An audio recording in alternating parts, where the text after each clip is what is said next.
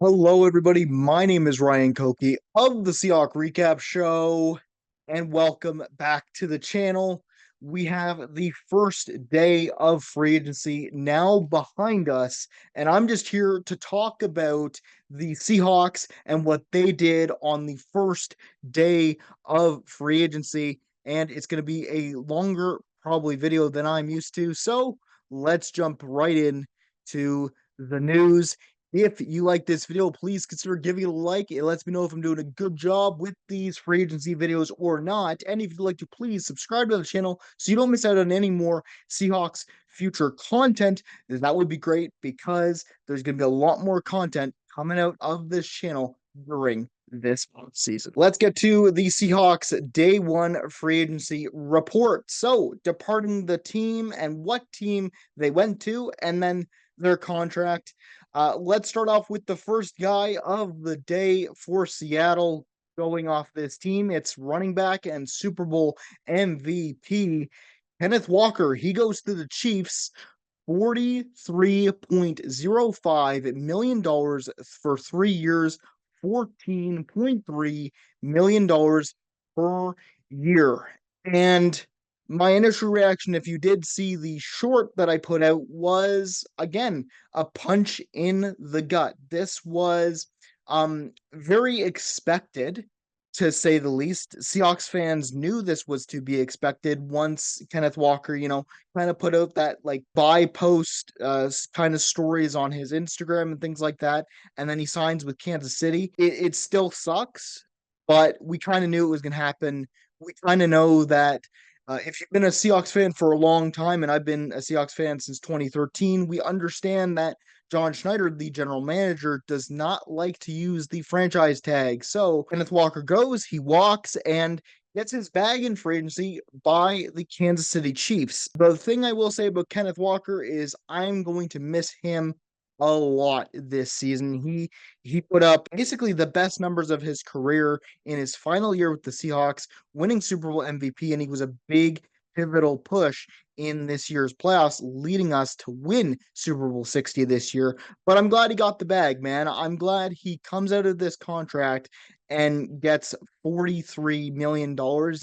He's awesome. He's gonna run a lot in this Chiefs offense, I think, next year. And we face him this next year in the regular season. So that's going to be fun watching him come back to Lumen Field. And honestly, 14.3 a year is kind of high in terms of the running back market. You don't really see running backs entering their fifth year in the league get the money that a lot of people think they deserve. I think Kenneth Walker, in my opinion, is a at least a top 10 runner in this league when he is healthy. And there's another asterisk. Kenneth Walker put in an 1,000 yard season and hadn't done that since his rookie year. And you know what? It's just because he's been injury prone. He's had a couple injuries over the past little bit, and to see him come in and get $43 million is very special, but I wish him luck on his new team. The next guy we got is safety Kobe Bryant going to the Bears. This one stings a lot because there were rumors that he was, or sorry, reports and rumors that by Jeremy Fowler that Kobe Bryant was interested in returning this season to the Seahawks on a long-term deal. And he posted something on his Instagram of, just a shot of John Schneider and him pointing. And all of us Seahawks fans took that as, oh, he's going to come back. He's going to come back. And then he gets signed to the Bears, $40 million, 3 years, $13.3 million per year. And man, I'm going to just say, Kobe Bryant coming in to the league.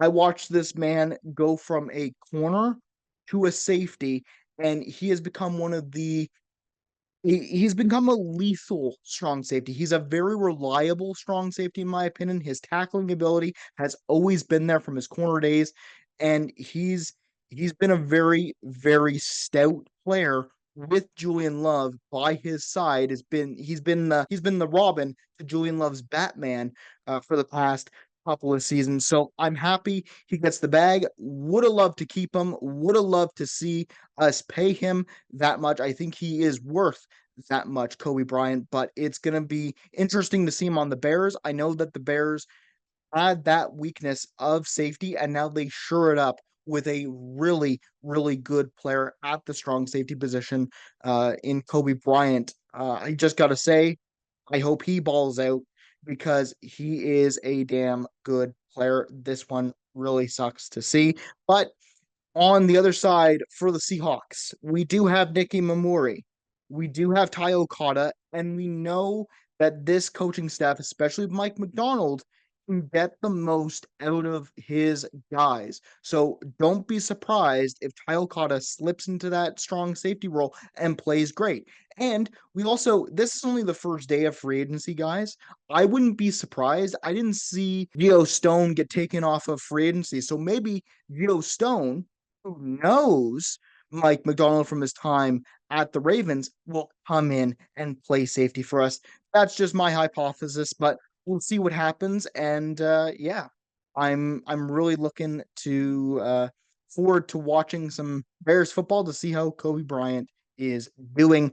Next, we get to edge rusher Boye Mafe to the Bengals. He gets $60 million for 3 years, 20 million per year. And man, love Boyamafe, but that number, that is, in my opinion, way too much for Boyamafe. Yes, he is a fantastic pass rusher. He is a very good pass rusher. There is no mistaking that he is worth that money, but for the Seahawks, it is not a good deal. And that's why they let him walk. I think, guys, for the Seahawks side of things, you're looking at guys like Derek Hall. You've still got Uchenna Nwosu on the team, and you still got the potential of DeMarcus Lawrence coming back, and you're you're kind of like set at edge for finding the Boyamafe replacement with Bengals. I will say you got a very good pass rusher in this team, and you finally got someone on defense to rush the opposing quarterback. So I wish Boyamafe all the best with the Bengals. I think he is a fantastic player in his own right, and he deserves to get that bag.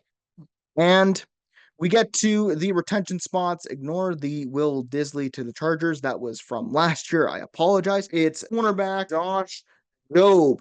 His contract, 24 million for 3 years, 8 million per year.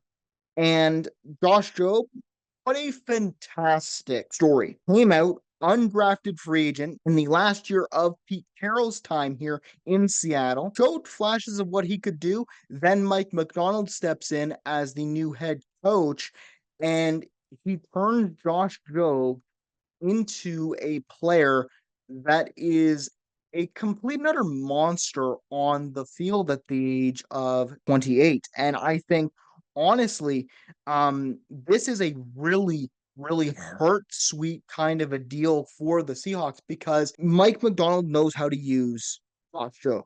Josh Jobe will get better. He will have more schematics in this Mike McDonald system. And this is a really, really good deal for the Seattle Seahawks. I love it so, so much. Next, we get to the last retention of the day, and it's wide receiver Rashid Shaheed. He gets $51 million, 3 years, 17 million per year.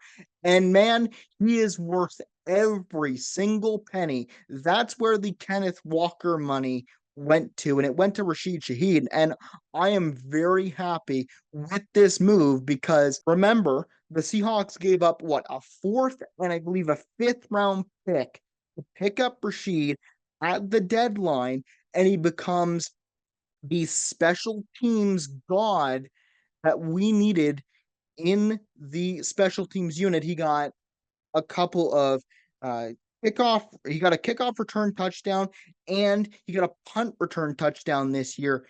He is a hell of a special teamer, and we always knew that from his time in New Orleans.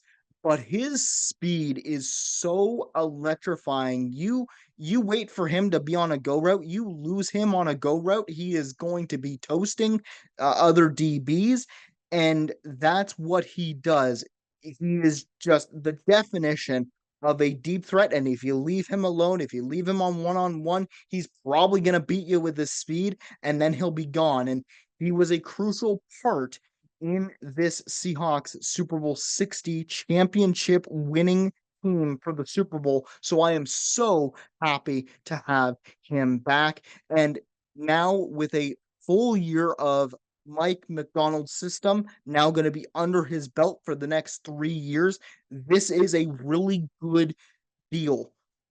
This is going to age this deal, I think, like fine wine. And I really love this player, man. I really I think he's one of my favorite trade deadline pickups we've had as Seahawks fans in a while, other than Leonard Williams, of course. But you know, again, I like the retentions. I really like that Josh Jobe is here. I really like that Rashid Shaheed is here.